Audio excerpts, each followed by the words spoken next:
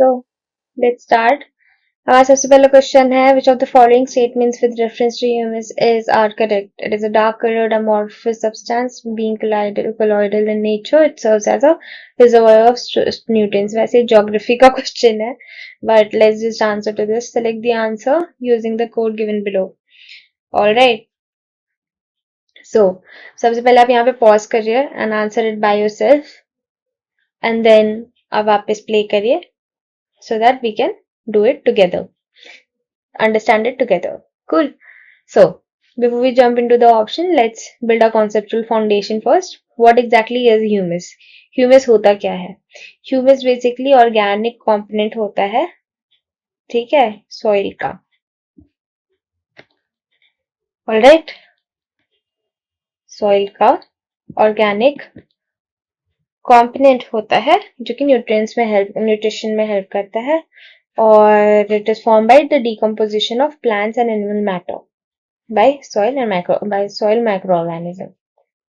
ऐसे सोचिए कि ये फाइनल प्रोडक्ट है डिकम्पोजिशन का. डार्क होता है, न्यूट्रिएंट रिच होता है, सॉइल को और फर्टाइल बनाता है, ठीक है. और इसके की कैरेक्टरिस्टिक्स होते हैं, क्योंकि हमारे इस पे क्वेश्चन आ चुका है, तो we should also know the key characteristics of humus. Colour appearance क्या है? डार्क ब्राउन टू ब्लैक होता है, यहाँ पे लिखा भी है. एंड एमोर्फस होता है इन नेचर. मीनिंग, एमोर्फस का मीनिंग क्या है? You should know that as well. What is the meaning of amorphous? Amorphous का मतलब है it has no definite shape or structure. Okay? This dark color is why humus-rich soil appears darker. Cool. Then physical nature क्या है? It is colloidal in nature. Meaning it consists of every fine particle suspended in the soil. Cool. जितने भी छोटे जो भी हैं, जितने भी particles हैं, वो इसमें suspend होते हैं. These colloidal particles have a large surface area. Chemical properties क्या है? Rich in nutrients like nitrogen, phosphorus, other minerals. Because of its colloidal nature, it has a high cation exchange capacity. Okay? हो सकता है इस पे question आ जाए, तो you should know this. It has a high cation exchange capacity. It means that it can hold on to nutrients and release them slowly to plants. Okay? Importance क्या है? It acts as a reservoir या फिर storehouse of nutrients. It improves soil structure, water retention, increases soil fertility, and it supports microbial activity. Okay? चलिए, अब हमें ये समझ में आ गया. So now we can answer this question very properly. But before that, हम option by option चलते हैं. ठीक है. स्टेटमेंट वन क्या बोलता है? It is a dark colored amorphous substance.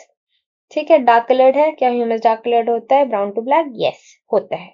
एमोर्फिस है? यस, अभी हमने पढ़ा था कि it has no definite crystalline structure, it is shapeless, तो of course it is amorphous. Okay, तो हमारा फर्स्ट स्टेटमेंट तो सही हो गया. Then we have second. And before this let's just eliminate option number D, क्योंकि अगर 1 सही है तो डी तो हो ही नहीं सकता, नीदर 1 और 2, because we have confirm statement 1 is correct. Remaining options क्या बचे? 1 ओनली, 2 ओनली, बोथ 1 and 2. ठीक है. अब यहाँ से हम 2 ओनली बैठा सकते हैं, क्योंकि अगर 1 सही है, राइट, तो ये भी नहीं हो सकता. अब हमारे इन दोनों में से अब हम उसके लिए सेकंड क्वेश्चन को रेफर करते हैं. Okay. Being colloidal in nature, it serves as a reservoir of nutrients. Is the question, is what the statement says. Analyze करते हैं.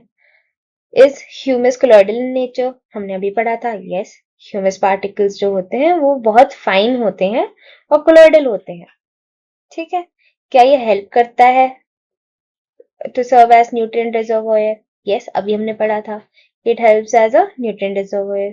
The colloidal nature gives humus large surface area for nutrient absorption, high cation exchange capacity, ability to hold and slowly release the nutrients to the plants. ठीक है. तो ये क्या हुआ? Reservoir ही तो हुआ. रिजर्वोयर क्या करता है? धीरे धीरे वो ऐसे बैलेंस बैलेंस टाइप का रखा रहता है, जब जरूरत पड़ती है तो उसमें से निकाल देता है. Right? That's what a reservoir does. So that's how humus also act. Right? So statement 2 is also correct. The statement correctly links the cause, which is colloidal nature, with the effect, which is nutrient reservoir function. Now हम इससे ये भी बोल सकते हैं कि अच्छा ठीक है, ऑप्शन नंबर 2 अगर दोनों सही है तो obviously both 1 and 2 is the right answer. Option 1 is also wrong. Right? अब देखिए, अब ऐसे क्वेश्चंस में हमें और क्या ध्यान देना चाहिए, ये तो हमें समझ में आ गया कि हमें इसमें क्या क्या करना है. ठीक है कि हमें ह्यूमस के बारे में सब कुछ पता चल गया. अब यहाँ पे हमें अपना अप्रोच भी समझना है साथ में. ठीक है, तो इन क्वेश्चंस में जहां पे बोथ नीदर वाले क्वेश्चंस होते हैं, बोथ और नीदर वाले question, okay, verify each statement independently. It's very important. आप हर स्टेटमेंट को रीड करिए और वेरीफाई करिए. ठीक है, फिर elimination after checking each one. ठीक है, जब आपने फर्स्ट क्वेश्चन चेक कर लिया है तो आप जो भी उससे रिलेटेड, डायरेक्टली रिलेटेड है, आप बस उसी को एलिमिनेट करिए. जबरदस्ती दूसरे में अज्यूम मत करिए. ठीक है, अज्यूम मत करिए कि बोथ आर ऑलवेज करेक्ट या फिर ऑलवेज रॉन्ग. ये सब गलत बातें हैं. आप प्लीज दोनों को पढ़िए. एग्जाम का पैटर्न धीमे धीमे चेंज हुई और आप सबको भी पता है, तो आप प्लीज उस दोनों को रीड करिए, उसके बाद फिर एलिमिनेट करिए. इंडिपेंडेंटली हमेशा चेक करिए. And also watch for cause effect relationships. Okay, जैसे स्टेटमेंट 2 है, उसमें बोलते हैं being colloidal it serves as a reservoir. ठीक है, हो सकता था कि सेकंड में लिख देते कि being colloidal in nature does not serve as a reservoir of nutrients. बहुत लोग इसमें कंफ्यूज हो जाते. राइट, तो आप एक कॉज इफेक्ट जो रिलेशनशिप है उसको भी टेस्ट करिए. This test if you understand the connection between properties. Colloidal nature, large surface creates a large surface area can hold nutrients, so that's how it helps. Cool. Common traps क्या है? Sometimes one statement is obviously correct, making you rush. So always verify both statements carefully. ठीक है? So ये हो गया. चलिए, अब इतना हो गया तो ऐसा तो है नहीं हम यहाँ रुक जाएंगे, हम तो और पढ़ाई करेंगे. हम और क्या पढ़ सकते हैं इस चीज के बारे में? हमने इतना पढ़ लिया. चलो अब हम ह्यूमस वर्सेस कॉम्पोस्ट भी समझ लेते हैं. ह्यूमस क्या है? Naturally decomposition product in soil. ठीक है, दैट इज ह्यूमस. कॉम्पोस्ट क्या होता है? What is compost?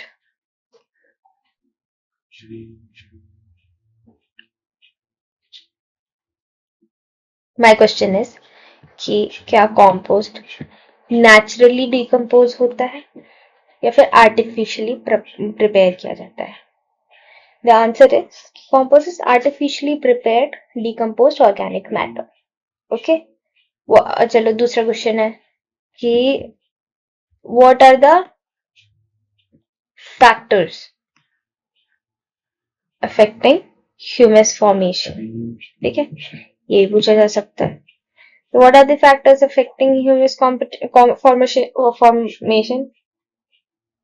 तो इसके 4 हैं. Temperature, slower in cold region इसलिए होता है. Temperature is a very major factor. Moisture, soil organisms and type of vegetation. ये सारे फैक्टर्स हैं जो कि अफेक्ट करते हैं ह्यूमस के फॉर्मेशन को. Then let's talk about soil horizons. ठीक है, ये हमने 2 टॉपिक्स कवर कर लिया. अब हम let's talk about soil horizons. Okay, चलो अब हम लोग पढ़ते हैं सॉइल होराइजंस के बारे में. ठीक है, ह्यूमस कौन से होराइजन में पाया जाता है is my question.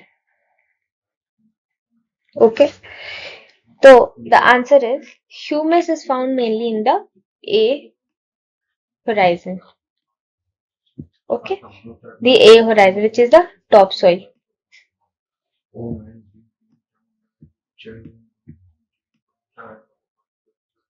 Which is the topsoil. ठीक है, this is the most fertile layer as we all know. इसके अलावा और कौन कौन से मतलब सॉइल होराइजन में कितने मतलब और कौन कौन से होराइजन होते हैं और कौन कौन से पार्ट्स होते हैं, ये आप मुझे कमेंट करके बताइए. Related terms that you should know are humification, जो प्रोसेस होता है ह्यूमस फॉर्मेशन का, उसको क्या कहते हैं? ह्यूमिफिकेशन कहते हैं. Okay, humification.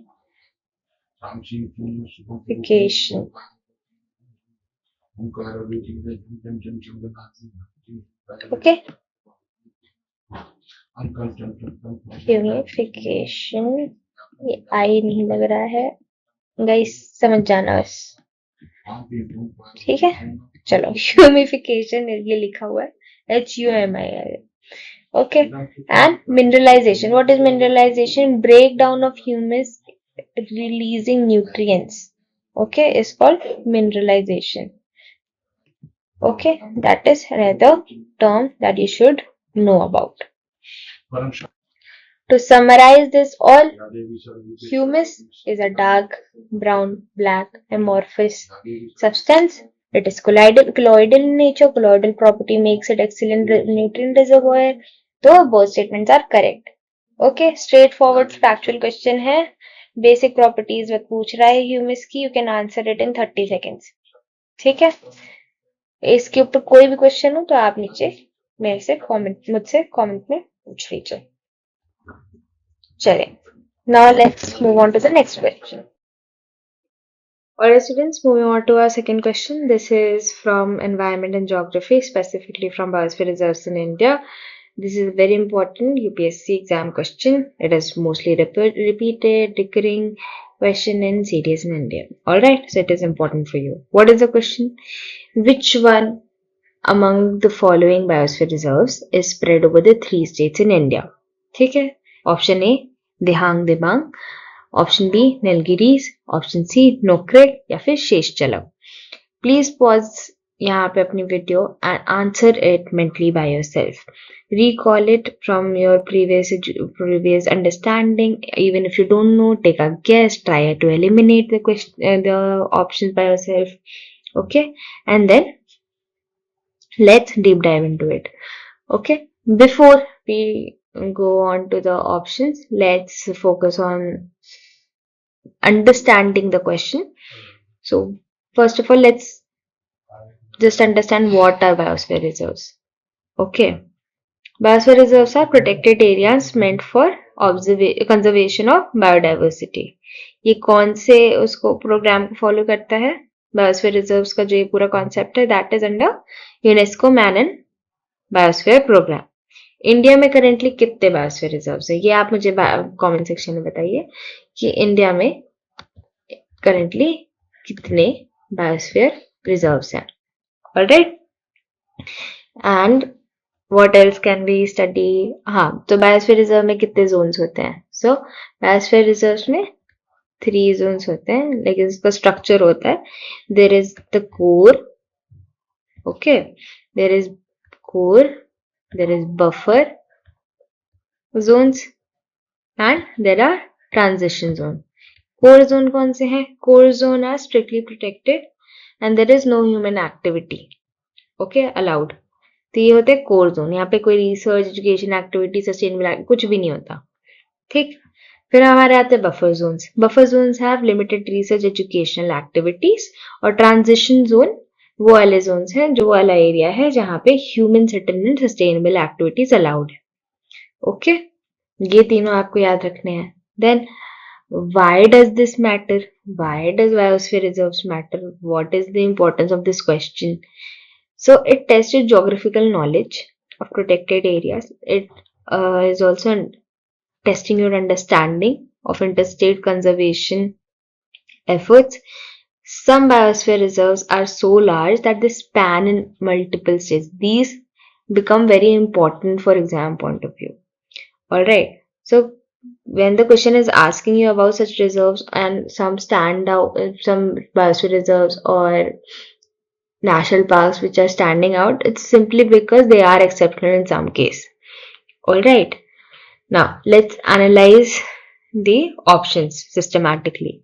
I'll teach you how to eliminate based on geographical knowledge as well. Okay, now let's take option number 1. Option number 1 is Dihang Dibang. Right, तो हमारा दिहांग दिबांग जो है, let me take the highlighter. Okay, Dihang Dibang के बारे में क्या पता है? बताइए. 2 रिवर्स है, इतना तो हमें पता है. कहाँ पे है? नॉर्थ ईस्ट में है. नॉर्थ ईस्ट में कहाँ है location? It's in Arunachal Pradesh. Okay, so It is located in only one state. यहाँ हमें पता है it's only located in Arunachal Pradesh. It covers parts of west, ये मैं एक्स्ट्रा बता रही हूँ, west Siang, east Siang, upper Siang and Dibang valley district, ये सारे अरुणाचल प्रदेश के ही पार्ट हैं. ठीक है. ये किसके ऊपर इसका नाम रखा हुआ है? 2 रिवर्स के, जो वही मैं बता चुकी, Dehang Dibang. And it is known for eastern Himalayan biodiversity. Does it spread over 3 states? No. Okay, so by elimination you can totally eliminate option number A. ठीक है, because this particular biosphere reserve is only spreading over one state, not multiple states or per se 3 states. Okay, now हम 1 minute Nilgiris को हम skip भी कर, चलो नीलगिरीज बता ही देते हैं. Nilgiris biosphere reserve. Okay, this is the key. Let me break it down. So the states covered by Nilgiri are Tamil Nadu. Okay, Tamil Nadu, Kerala and Karnataka. ठीक है. नीलगिरी हिल्स रीजन में तमिलनाडु के नीलगिरीज हैं. Wayanad, silent valley, parts of western Ghats में, केरला वाले part में नीलगिरीज हैं. Nagarhole, Bandipur, Mudumalai belt, ये सारे में कर्नाटक वाले पार्ट में, स्टेट में जो है Nilgiris biosphere reserve has its own extension. Alright, so 3 states हो गए.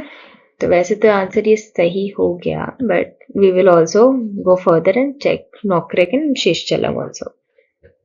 ठीक है. तो अब before we move forward, let's just study a little bit more about Nilgiris. तो नीलगिरीज कब एस्टैब्लिश हुई थी, in which year? 1986. Okay, 1986. Alright, it is India's first biosphere reserve. Its total area is about 5,520 square kilometers. It is a part of Western Ghats. क्या ये UNESCO world heritage site है? ये आप मुझे बताइए. Okay, and it is famous for Nilgiri Tahar, Asian elephants and Bengal tigers. Okay, does it spread across 3 states? Yes, so this is our answer. But let's verify remaining options to be thorough. Alright, now let's check Nokrek Biosphere Reserve. Nokrek Biosphere Reserve कहाँ पे है? North east में है. North east में कहाँ? Meghalaya. It is located in only one state, which is Meghalaya. कहाँ पे? It is part of Garo Hills. Okay, जैसे ये गारो हिल्स है, वैसे नीलगिरी कौन से उसका पार्ट है रेंज का? वेस्टर्न घाट्स का. Okay, Nokrek is part of Garo Hills. It is Nokrek is known for citrus gene pool, which is wild citrus species. Cool. और यहाँ पे रेड pandas पाए जाते हैं. That also you should know. ठीक है, तो ये नोकरेक हो गया. तो नोकरेक कहाँ पे है? मेघालय में है. तो obviously it's not the answer. अच्छा, ये आ ही गया. फिर है शेषचलम. शेषचलम जो है हमारा, that is in Andhra Pradesh. It is located in one state only, covers parts of Chittoor and Cuddap districts, part of Eastern Ghats, famous for red sanders. Endangered tree species है ये, red sanders. आप इसके note बना लीजिएगा. And यहाँ पे तिरुपति में Shri Venkateshwara temple है, तो आप इससे भी याद कर सकते हो कि इसके आसपास है. ठीक है, इसी रिजर्व के विद इन है. क्योंकि उसके अलावा does it spread across 3 states? No, it only is located in Andhra Pradesh. So obviously, this is not our answer. The elimination से Andhra Pradesh is also gone. So Sheshchalam is unique because it's one of the few biosphere reserves with a major religious site, which is Tirupati. Okay, तो मैंने आपको यहाँ पे so far करके बता दिया है कि कौन सा हमारा बायोस्फीयर कहाँ, कौन से स्टेट में है और उसकी क्या इम्पोर्टेंस है, वहाँ का जो हैबिटेट, वहाँ पे जो वाइल्ड लाइफ है कॉमन, वो कौन सी है, वहाँ की लाइक स्टैंड अलोन या फिर उस वहाँ का इम्पोर्टेंट फैक्ट क्या है, राइट, एंड वो कौन से हिल का या फिर माउंटेन या फिर रेंज का पार्ट है, ठीक है. So I hope you all remember this. Then more you should know about Nilgiri Biosphere Reserve is that only one like this is that it was the first biosphere reserve. I think I've told this before also during the lecture just now, but remember this. इसके अलावा मैंने आपसे अभी थोड़ी देर पहले पूछा था कि इंडिया में कितने बायोस्फीयर रिजर्व्स हैं, right? Currently 18. The answer is 18. Then let's understand the specific requirement of such questions. ठीक है, ताकि आपको ऐसे क्वेश्चंस फ्यूचर में टैकल करने में इजी रहे. तो जब क्वेश्चन में like a specific requirement, for example, this question asks for 3 states. Okay, this is very specific. Then don't confuse with multi-district or large reserves. Okay, it's important कि आप understand करें कि स्पेसिफिक रिक्वायरमेंट जो है उसके according it's like very factual, तो आपको इस चीज में नॉलेज होनी ही चाहिए. देन जोग्राफिकल एलिमिनेशन मेथड जो है, जैसे हमने नॉर्थ ईस्ट रिजर्व्स हमको याद थे कि दिहांग दिबांग है, नोकरेक है, तो ये usually within one state ही मिलेंगे, ठीक है. सदर्न रिजर्व जो है वो near Western Ghats can span multiple states. Use your map knowledge, यहाँ पे आपका मैप की अंडरस्टैंडिंग बहुत काम आएगी, ठीक है. और इसके अलावा आप लैंडमार्क फैक्ट्स जो है वो याद रख सकते हैं, जैसे फर्स्ट बायोस्फीयर रिजर्व कौन सी है, नीलगिरीज है, 1986 में आई थी. आप मेरे साथ ये सब चीजें याद करते रहिए, बिकॉज मैं बार बार इसलिए बोल रही हूँ ताकि आपके दिमाग में बैठ जाए, ओके. और कौन से रिजर्व है जो कि स्टेट बॉर्डर्स पे हैं, they are also candidates of multi state reserve, तो वो आपको वो भी याद होना चाहिए. कॉमन ट्रैप्स जो है इन क्वेश्चंस में वो क्या है, जैसे लार्ज एरिया को लोग कंफ्यूज कर लेंगे मल्टीपल स्टेट से, ओके. एग्जैक्ट स्टेट बाउंड्रीज नहीं पता होंगी, अज्यूम कर लेंगे कि नॉर्थ ईस्ट में तो बिकॉज मल्टीपल स्टेट्स होना इजी रहेगा, लेकिन वही चीज है जो मैंने बोला, नॉर्थ ईस्ट में रिजर्व जो है मोस्टली सिंगल स्टेट है, so keep that in mind. उसके अलावा नीलगिरीज का आप याद ही रखिएगा because it's a PYQ. And if you remember this, you can mark it, like this question was fairly easy on the easier part, so you can mark it in like 10 seconds, but always do quick verification of other options if time permits. but ऐसे questions में आपको 10 से 20 second से ज्यादा नहीं लगना चाहिए, ठीक है. Now let me give you some high yield facts about biosphere reserves for your exam. Some multi-state biosphere reserves in India are Nilgiris, जो कि आप हमने बता दिया आपको तमिलनाडु, केरला और कर्नाटका में स्पैन करते हैं. That was today's answer. इसके अलावा नंदा देवी जो है वो उत्तराखंड में है, ये सिंगल स्टेट है बट समटाइम्स लोग कंफ्यूज हो जाते हैं, so I am telling you Nanda Devi है. उसके अलावा पंचमढ़ी है, मध्य प्रदेश है, सिंगल स्टेट है. मैं आपको बस बायोस्फीयर के नाम बता रही हूँ, ठीक है. उसके अलावा अदर देन नीलगिरीज और कौन से बायोस्फीयर रिजर्व है जो कि इम्पोर्टेंट है, दिहांग दिबांग हो गया, नोकरेक मेघालय और शेषचलम, सुंदरबन हो गए वेस्ट बंगाल में. वहां पे क्या है, वहां पे क्या फेमस है, मैंग्रोव फॉरेस्ट है, रॉयल बंगाल टाइगर है, alright. Then we have Great Nicobar which is in Andaman and Nicobar. यहाँ पे क्या यहाँ का क्या फेमस है या फिर क्या इम्पोर्टेंट है, आइलैंड इकोसिस्टम, ठीक है. Then we have Nanda Devi. Nanda Devi अभी बताया मैंने उत्तराखंड में, बट वहां पे क्या फेमस है, snow leopard, high altitude, okay. Pachmarhi में अभी बताया था मध्य प्रदेश, उसमें क्या फेमस है, आप ही मुझे कमेंट सेक्शन में बताइए, ओके. नाउ मैंने बात की थी बायोस्फीयर रिजर्व जो होते हैं हमारे जो as a concept comes under UNESCO map programme, man and biosphere programme. So India has 12 biosphere reserves recognized by UNESCO out of 18 in total, that you should know. Nilgiris was among the early ones to get UNESCO recognition. इसके अलावा हमने let's just summarise हमने अभी तक क्या क्या पढ़ाई की है. Nilgiris biosphere reserve spreads across 3 states: Tamil Nadu, Kerala, Karnataka. India's first biosphere reserve was 1986 Nilgiris Biosphere Reserve. It is a part of Western Ghats biodiversity hotspot. All other options are single state: Dehang Debang, Arunachal Pradesh; Nokring, Meghalaya; Sheshchalam, Andhra Pradesh.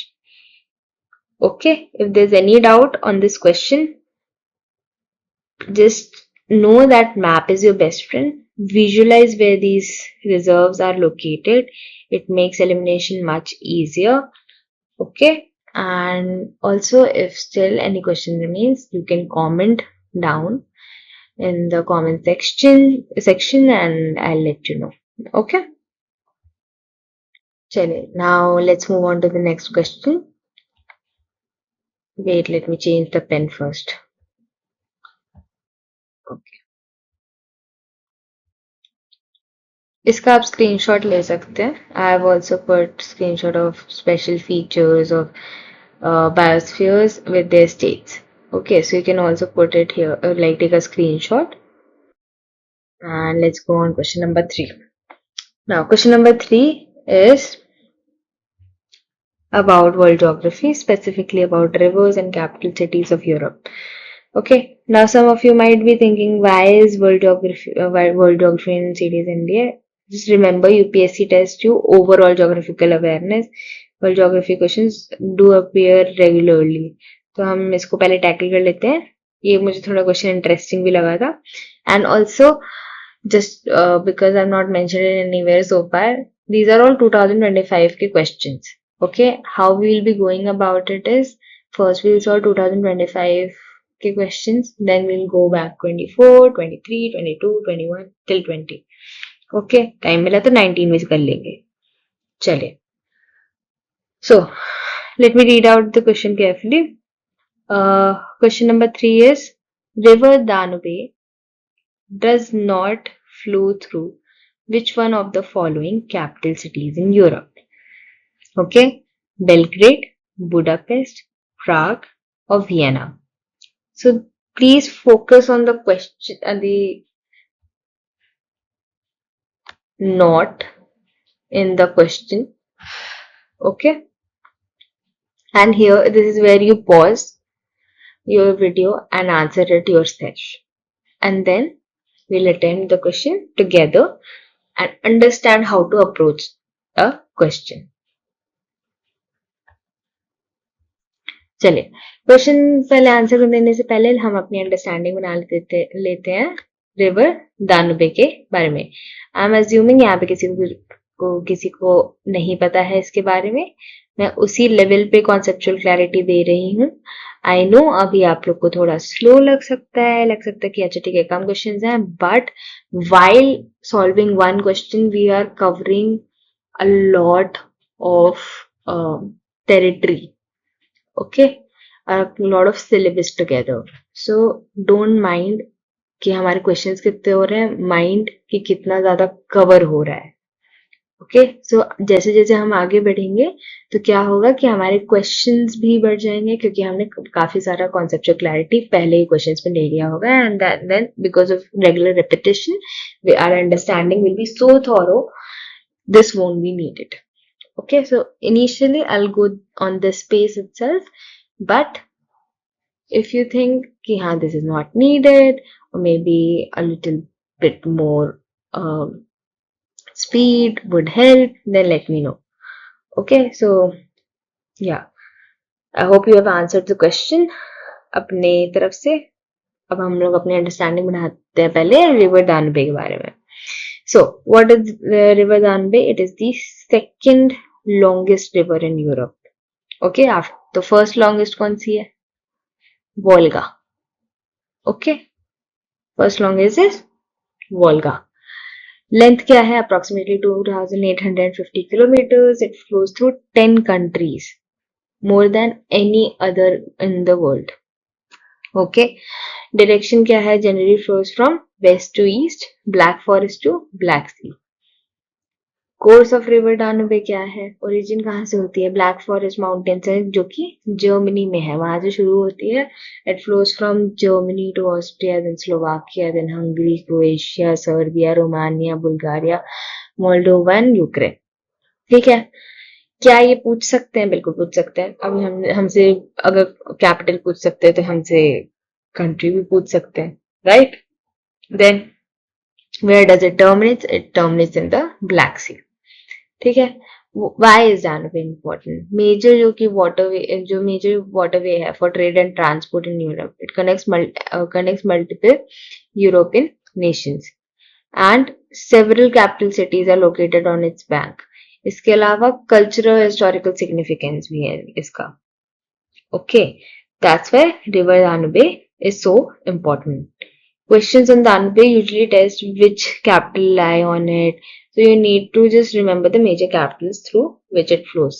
इसके अलावा जो मैंने चीजें बताई हैं, जैसे कितने kilometre की है, कितने और कहाँ शुरू कहाँ खत्म. चलो आप एक बार का ओरिजिन और टर्मिनेशन, उसका कहाँ टर्मिनेट हो रही है वो याद रखिए. But may be length is not that important. Okay, just remember second longest river है तो first longest Volga. Remember that. Other than that, it flows through 10 countries. And उसके कैपिटल अभी हम याद कर लेंगे जल्दी से. ठीक है. Now, what are the 4 major capital cities that Danube flows through? Now, this is extremely important क्योंकि बेसिकली इसी के बेसिस पे आपका क्वेश्चन आया ही हुआ है. ठीक है. So, what are the 4 capital cities? It's Vienna, Austria, Bratislava from Slovakia, Budapest, Hungary, and Belgrade, Serbia. कौन से? Vienna, Austria, Bratislava from Slovakia, Budapest from Hungary, and Belgrade of Serbia. VB3, VB3, V for Vienna, B for Belgrade, B for Budapest, B for Bratislava. Okay, so this is how you remember. These are the 4 capitals जिसके through जो river Danube है that flows through. B3, V for Vienna, B for Bratislava, B for Budapest, B for Belgrade. ठीक है. Vienna किसकी capital है? Austria. Bratislava of Slovakia, Budapest of Hungary and Belgrade of Serbia. Okay. Now हमारा सबसे पहला option क्या है? Now let's get to the option पहले. So what is the option number 1? Belgrade. VB3. क्या B में हमारा आता था? B से हमारे क्या क्या थे? B से थे हमारे Bratislava, Budapest and Belgrade. Yes, Belgrade आता है, राइट. तो लेकिन हमारा क्वेश्चन क्या पूछ रहा है? नॉट. तो ये क्या होगा? Eliminate. VB3 again option number 2. B for Belgrade, B for Bratislava, B for Budapest. Budapest था तो अब ये भी एलिमिनेट हो जाएगा. वी स्टैंड फॉर वियना, ये भी हमारा एलिमिनेट हो जाएगा. नॉर्थ में Prague. Prague is your answer. Okay, Prague is your answer. हमने ये ऑप्शन बाय ऑप्शन चेक कर लिया है. Okay. Now before we move forward थोड़ा ऑप्शन में और डीप डाइव कर लेते हैं. सबसे पहले हम बेलग्रेड चेक करते हैं. Okay, where is Belgrade? Belgrade is the capital of Serbia. Yes, Belgrade is located at the confluence of 2 rivers, river Danube and river Sava, Sava, Sava. This strategic location makes Belgrade historically important. Okay, so Danube, does it flow through Belgrade? Yes, तो elimination से हट गया. ठीक. Belgrade's location is at the confluence of Danube and Sava. ये याद रखिएगा. Budapest. Budapest किसकी capital है? हंगरी की. Okay. Budapest is also famously divided by river Danube into 2 parts, बुडा and paste. I think इसके बाद आपको शायद ज्यादा अच्छे से याद रहे. जो बुडा वाला पार्ट है उसमें वेस्टर्न हिली साइड है और जो पेस्ट वाला साइड है वो ईस्टर्न फ्लैट साइड है. ठीक है. जो सिटी का जो नेम है वो literally comes from these 2 parts when they come together to create Budapest. ठीक है. and इसके थ्रू हम तो क्या Danube flows through Budapest? Yes, very significantly yes. And then comes Prague. Prague कहाँ का है? Prague is the capital of Czech Republic. ठीक है? And Prague is located on river. मुझे इसकी spelling पता है, but मुझे I don't know how to say this. Vitilava. I mean I can only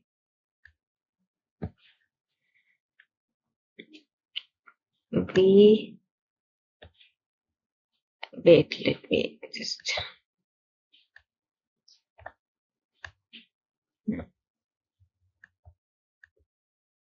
B.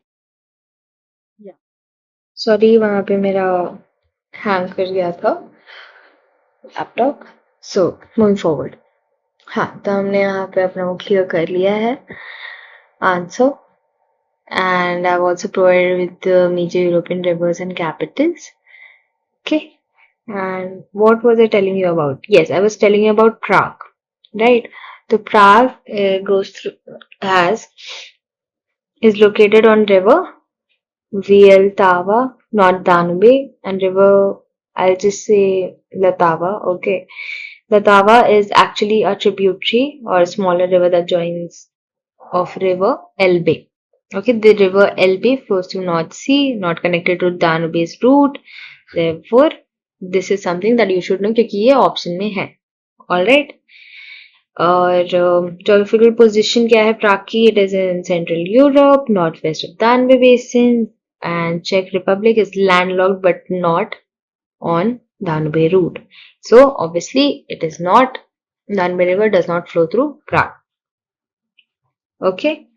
Then Vienna. Let's know about Vienna a little more. Vienna is the capital of Austria. Vienna is located on the banks of river Danube, and it historically the Danube was Vienna's lifeline for trade.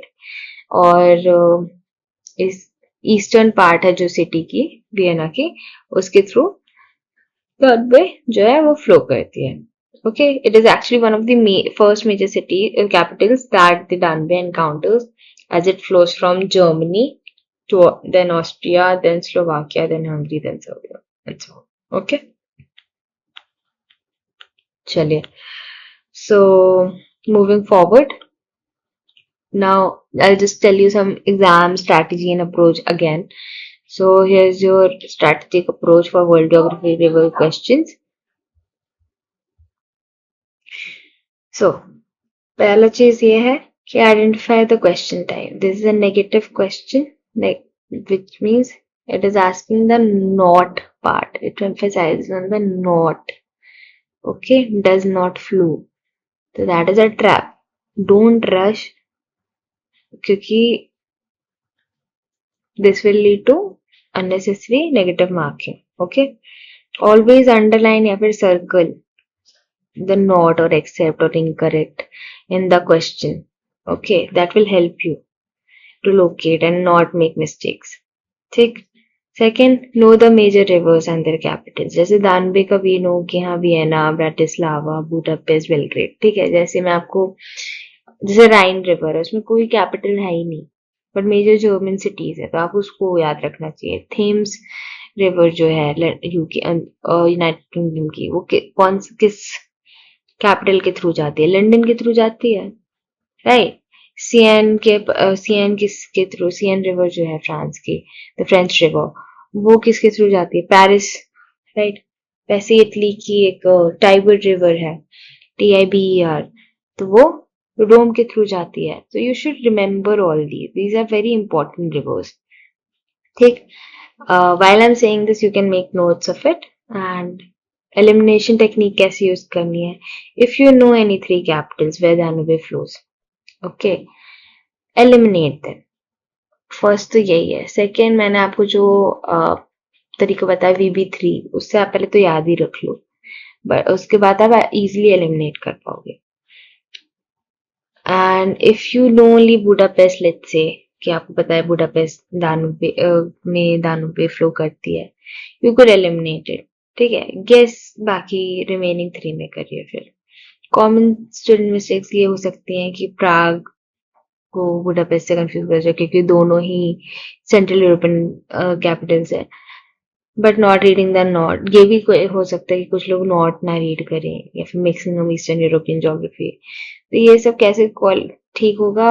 आप regularly maps देखिए, practice करिए, याद, ये specially reverse वगैरह का जैसे मैं chart provide कर रखा है इसमें भी, वैसे आप थोड़ा उस चीज को अपने आप से फेमिलियर कराइए, राइट। रिवर्स के बारे में, उनकी कैपिटल, मेजर सिटीज, किस कंट्री के थ्रू जा रहे हैं, डायरेक्शन, ओरिजिन एंड टर्मिनेशन, ये सब आप याद रखिए, तो it will also help you. Okay, इसके अलावा I want you to remember, चलिए एक और एक्स्ट्रा चीज बताती हूँ, you can make note of it, that can appear in exam. Famous river confluences का क्वेश्चन आ सकता है। जैसे मैंने अभी आपको यहाँ पे आप देख पा रहे होंगे कि बेलग्रेड के थ्रू ना देर इज दानवे एंड सावा, राइट। वैसे ही खार्तूम है सुदान में, ओके, वहां पे ब्लू नाइल और व्हाइट नाइल फ्लो करती है, ठीक। ऐसे ही इंडिया में क्या है, देवप्रयाग है, वहां पे अलकनंदा भागीरथी मिलती है। वैसे ही कॉन्फ्रेंस इलाहाबाद, मतलब जो अब प्रयागराज हो गया है, वहां पे गंगा यमुना का होता है। ये सारे कॉन्फ्लुएंसेस के क्वेश्चन है, तो you can also remember these, ठीक है। चलिए मूविंग ऑन, इसमें बस मैं यही कहूंगी कि know at least 5-6 major world rivers, visualise करिए मैप्स पर, ये क्वेश्चंस आपसे हो जाएंगे। ऑल्दो आई वुड से कि हाँ ठीक है, याद रखना थोड़ा मुश्किल है, but I have given you a mnemonic, I have given you VB3, that I hope इतनी बार मैं बोल चुकी हूँ, आपके दिमाग में कहीं ना कहीं बैठ गया होगा, ठीक। चलिए next question.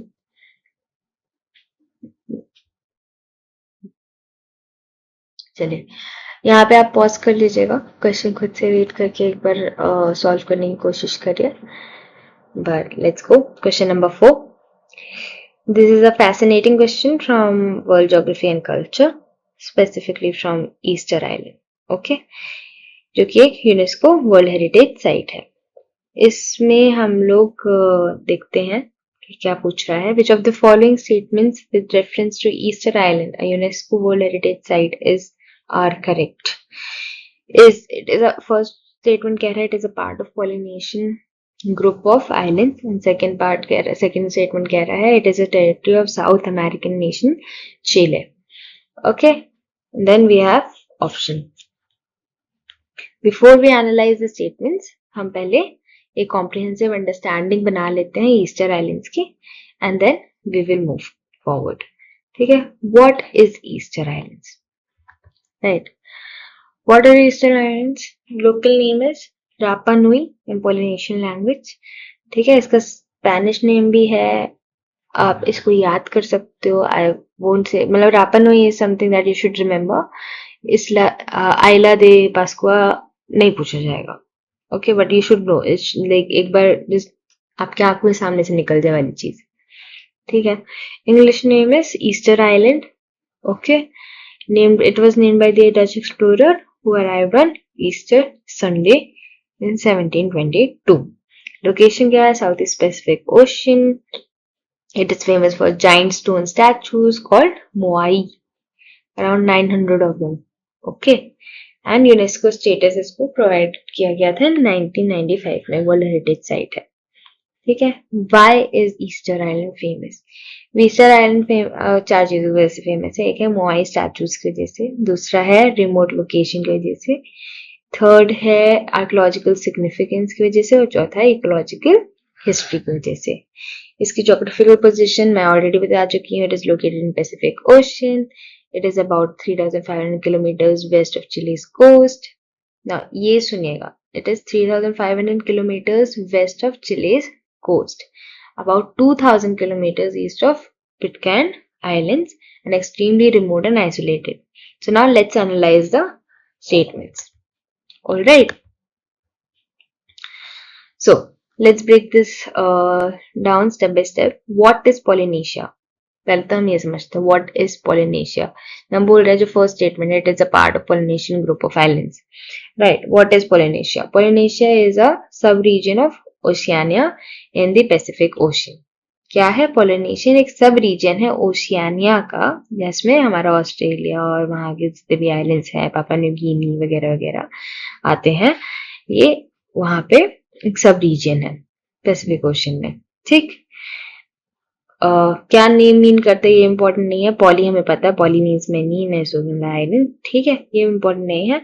But it's cultural geographical region, it's a cultural geographical region, it's not a political region, that you should know. ठीक है, it's not a political entity. It includes islands forming a triangular area in the Pacific. अब what do I mean by it? हमारे यहाँ पे एक ये जो Polynesian islands है, एक ग्रुप ऑफ आइलैंड्स है, ये एक ट्रायंगल फॉर्म करते हैं साथ में आके। एंड इस पोलिनेशियन ट्रायंगल में कौन कौन से आइलैंड है, लेट्स सी दैट। ठीक है, इट्स हवाई, New Zealand and Easter island which is रापा नुई। नॉर्थ में हवाई, साउथ वेस्ट में न्यूजीलैंड एंड साउथ ईस्ट में ईस्टर आइलैंड या फिर रापा नुई। ठीक, की पोलिनेशियन आइलैंड्स और कौन से हैं? हवाई का ऑल्सो यू शुड नो कि हवाई जो है, like now I am naming just Polynesian islands, but मैं साथ में उनकी कंट्रीज बता रही हूँ कि वो कौन सी कंट्री को बिलोंग, मतलब उस पॉलिटिकली बिलोंग करते हैं। ओके, जैसे हवाई है, हम सबको पता नॉर्थ में है और यूएसए को बिलोंग करता है, right. Then New Zealand, Maori people यहाँ से। ठीक, फिर Samoa, Tonga, French Polynesia, Tahiti, Bora Bora, ये सारे यहीं पे हैं। ईस्टर आइलैंड कहाँ का है? चिले का, Chile, this very important. And Cook Islands, Tuvalu, ये सारे तुवलू, ये सारे की पोलिनेशियन आइलैंड्स हैं। ठीक, जिसमें ईस्टर आइलैंड जो है वो चिले से है, ठीक है, पॉलिटिकली चिले से है। कल्चरल एविडेंस क्या है ईस्टर आइलैंड्स का? ईस्टर आइलैंड्स में इंडिजीनियस पीपल आर पोलिनेशियन, रापा नुई पीपल कहते हैं इनको। ठीक, यहाँ पे लैंग्वेज कौन सी है? रापा नुई लैंग्वेज है। माइग्रेशन हिस्ट्री क्या है? Polynesian reached Easter island around 300-400 CE। तो क्या Easter island is a part of Polynesia, जो हमारा फर्स्ट स्टेटमेंट पूछ रहा है? Yes, it is a part of Polynesian group of islands. Is it it is a territory of south American nation Chile? Yes, अभी हमने बोला, right. But let's dive deeper. Political ownership से मेरा क्या मतलब है? अभी तक आपको ये डाउट आया होगा कि मैम जब से बोल रही है कि there is a difference between political ownership and geographical entity, right. जैसे मैंने बोला पोलिनेशियन आइलैंड्स जो है पॉलिटिकल एंटिटी नहीं है। What did I mean by that? Okay, तो यहाँ पे हम बात कर रहे हैं पॉलिटिकल एडमिनिस्ट्रेटिव स्टेटस की, ठीक, पॉलिटिकल ओनरशिप की। Eastern island is special territory of Chile, जिसका official status special territory and province of Chile का है। ठीक, एडमिनिस्ट्रेटिव जो है part of Valparaiso region of Chile. ठीक, it was announced by Chile in September 9, 1888। कैपिटल क्या है? Hanga Roa. Only town on the island is Hanga Roa और वही इसका कैपिटल है। ठीक, कैसे मिला, क्या मिला, ये सब हमारा पॉइंट नहीं है। अभी हमें ये पता चल, बस याद रहना चाहिए कि Chilean sovereignty is internationally recognised on this island which is Easter Island. ठीक, so the answer is covered. हाँ, यहाँ पे मैंने लिख दिया है कि why is Easter Island important, what are the key reasons? Okay, other than that,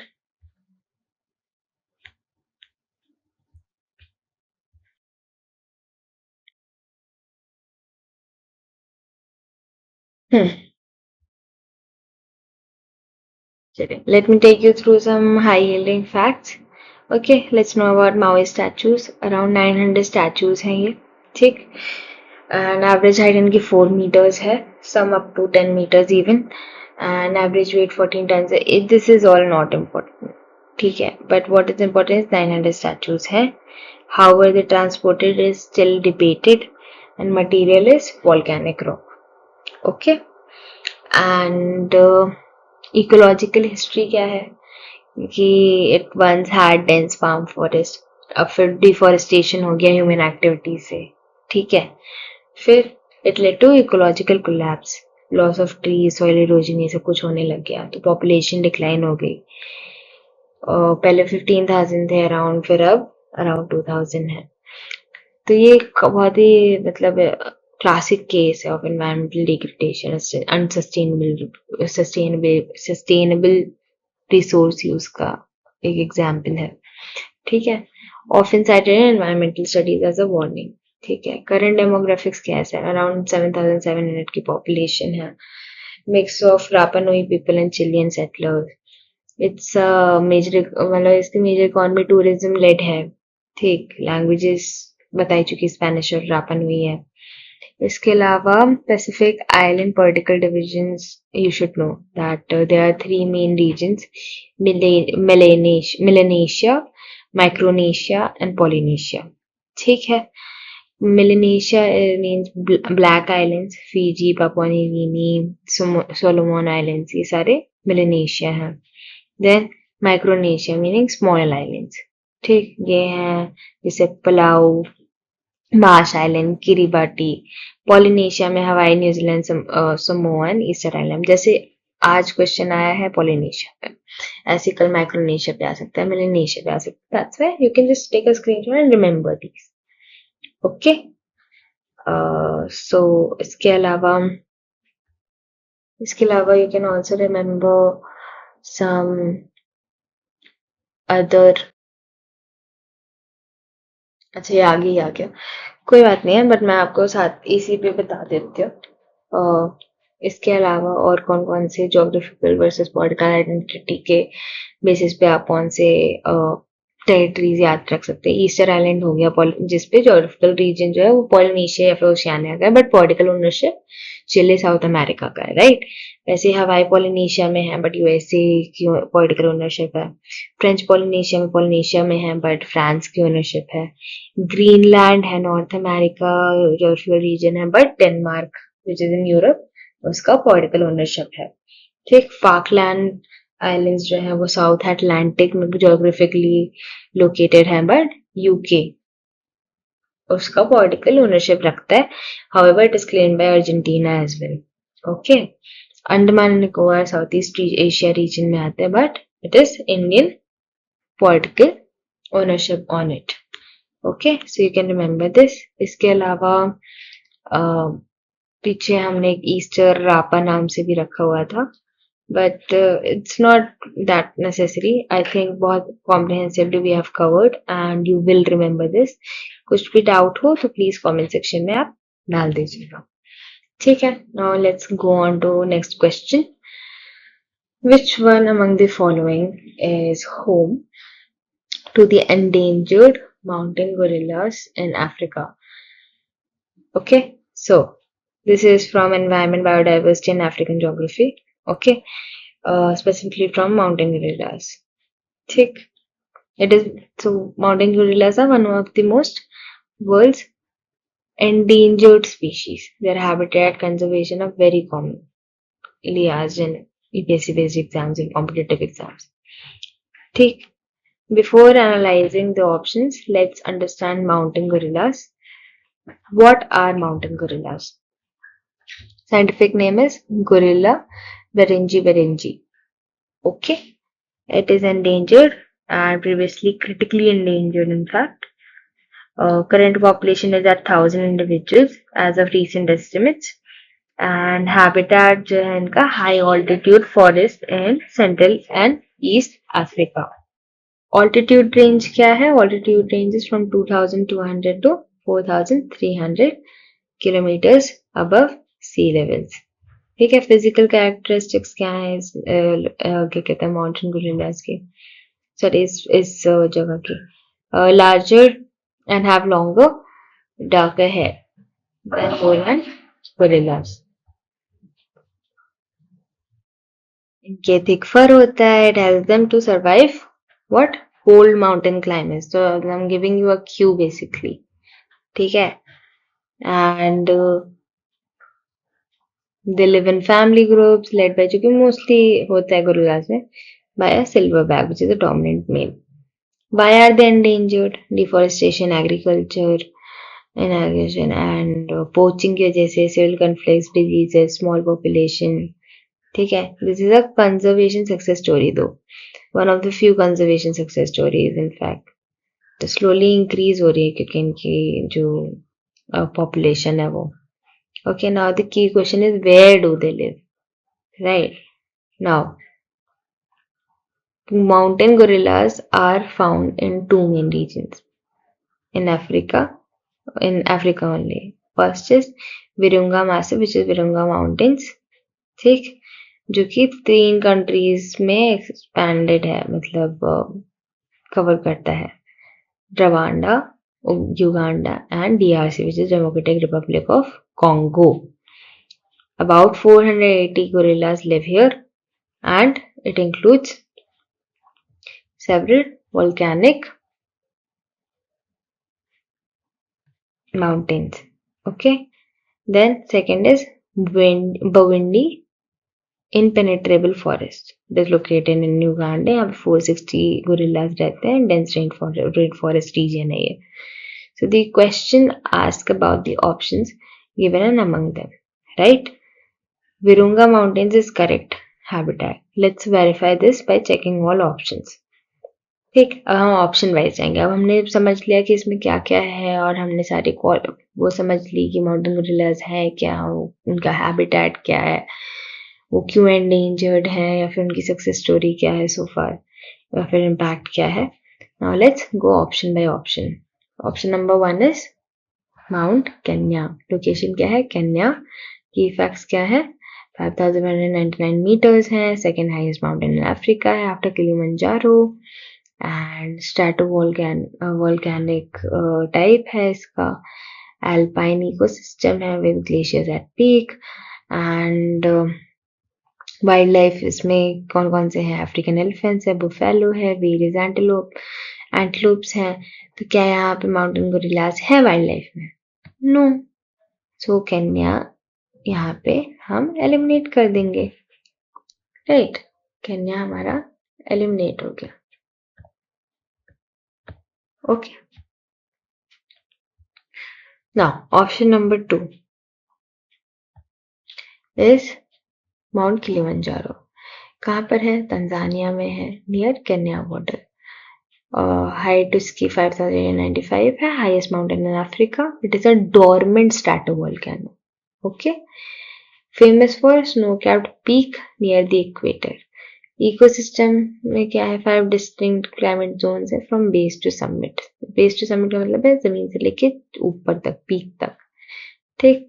and wild life कौन कौन से? Various species in lower forest, मतलब एलिफेंट्स, लेपर्ड्स, बफेलोस यहाँ पे पाए जाते हैं. तो क्या यहाँ पे माउंटेन गोरिल्ला पाया जाता है? The answer is no. Why is there no gorilla here? Because outside mountain gorilla habitat, it is the outside mountain gorilla habitat range too far east from gorilla territory and different ecosystem climate zones. इस वजह से Kilimanjaro नहीं होगा. ठीक है. And then let's go to Ngorongoro crater. ये कहाँ पे है? नदर्न तांजानिया में. ठीक है, ईस्ट अफ्रीका पड़ता है. ये वर्ल्ड का लार्जेस्ट इनएक्टिव वोल्केनिक कैल्डेरा है. ठीक है. और इसके अलावा इसके साइज 610 मीटर्स डीप है, 260 किलोमीटर फ्लोर एरिया है. क्या ये यूनेस्को हेरिटेज साइट है? यस. इसकी डेंस कॉन्सेंट्रेशन है of wild life. Wild life में कौन कौन है? लायंस है, एलिफेंट्स है, राइनोस है, वाइल्ड बीस्ट है, जेब्रा है. तो these are the big 5 safari destination also. ठीक है, these are big 5 safari destination. Then ecosystem कौन सा है? ग्रासलैंड है. It's not a mountain forest, it's a grassland. So obviously it's not a home to mountain gorillas. Right. So we can eliminate Ngorongoro. Right. Then we come to Virunga Mountains. Let's verify Virunga Mountains. हमने अपनी understanding से so far Virunga Mountains already understand कर लिया था when we were studying about mountain gorillas. Right. But where is Virunga Mountain? Virunga Mountains are located in central और east Africa जो border reason है, जो कि बॉर्डर रीजन है Rwanda, Uganda और जैसे मैंने DRC, democratic Republic of Congo, right. Key facts क्या हैं? It is a chain of 8 volcanic mountains, and it is the famous volcanoes include Mount Karisimbi, Mount Niragongo, active volcano जो कि, और मुहाबुरा और बिसोके और सबीनो, ठीक है, SABYINYO, राइट। यहाँ पे 3 कंट्रीज मीट करती हैं, ठीक। तो ये विरुंगा माउंटेन्स की फीचर्स हैं। माउंटेन गोरिल्ला पॉपुलेशन यहाँ पे है, जो कि हमने बताई थी 480 माउंटेन गोरिल्लास यहाँ पे पाए जाते हैं, ठीक है। About half the world's population, मतलब जो कि माउंटेन गोरिल्लास की है, ठीक। And dense mountain MONTANE mountain forest जो है वो प्रोवाइड करते हैं परफेक्ट हैबिटेट हमारे माउंटेन गोरिल्लास के लिए, ठीक। हाई ऑल्टीट्यूड है, और या कंजर्वेशन कहाँ होती है? विरुंगा नेशनल पार्क भी यहीं पे है। विरुंगा नेशनल पार्क कहाँ पे लोकेटेड है? इन DRC कॉन्गो इन 1925। वोल्केनोज जो है, वोल्केनोज नेशनल पार्क भी है इसी में, वो रवांडा में वाले पार्ट में पड़ता है, जहाँ पे डायन फॉसी ने उनका फेमस रिसर्च किया था। I also tell you about that. तो यहाँ पे हमारा आंसर क्या है? हमारा answer is Virunga mountains, okay. Here I've told you about the Virunga Mountains in totality अच्छे से, जहाँ पे इसका बॉर्डर रीजन है Rwanda, Uganda, DRC, 8 volcanic mountains का चेन होता है। कौन कौन से फेमस वॉल्केनोज इसके अंडर आते हैं, everything is here, okay. Then Dian Fossey, आपको जब मैंने डायन फॉसी के बारे में बताया था, यहाँ की ही, मतलब उनका जो रिसर्च था that was based here only, alright. And what I also want you to know is that she was a American primatologist, ठीक है। उन्होंने गोरिल्लास का पढ़ाई स्टडी की थी। तो एक मूवी भी आई थी गोरिल्लास इन द मिस्ट, वो भी काफी फेमस है, इतनी उन्हीं की लाइफ स्टोरी पे बेस्ड है, ठीक है। If you want you can also watch that, if you want, that is, and if you get time, of course इस बीच में मत देखिए, एग्जाम के बाद देखिए, right. Now, other than that, major African mountains are, यहाँ पे हमने मेजर अफ्रीकन माउंटेन्स डाल रखे हैं, Mount Kilimanjaro, Kenya, Stanley and Karisimbi. Great age distribution भी यहाँ पे हमने डिस्क्राइब कर दिया है। फर्दर जब हम आगे बढ़ेंगे in lectures, we will also study more about them. Conservation status यहाँ पे लिस्ट डाल रखी है हमने IUCN के, जो 5 कंजर्वेशन स्टेटस है, which is critically endangered, vulnerable and near threatened and least concerned. Critically endangered में क्या होता है? Fewer than 250 mature individuals अगर है तो ये most severe part है, यहाँ पे critically endangered मान लेते हैं हम species को। Endangered is when significant risk of extinction is there, जो कि हमारा माउंटेन गोरिल्ला का है, ठीक है। Then vulnerable सिचुएशन में जब कोई स्पीशी होती है उसको हाई तब माना जाता है जब वो हाई रिस्क होता है, मीडियम टर्म, मीनिंग कि वो एंडेंजर हो सकता है कभी भी। Then near threatened is close to qualifying as threatened, ठीक। And least concern which is wide spread है, अबंडेंट है अभी, ठीक है। I have told you about Dian Fossey already and her story. Then Virunga National Park के बारे में यहाँ पे है, you can study it and take a screenshot and just try and revise right after the lecture is over and once you have seen it in totality. All right, I would really appreciate your comments. भले आपको कोई doubt हो या फिर कोई feedback हो, just let me know, and yeah, I think that is it.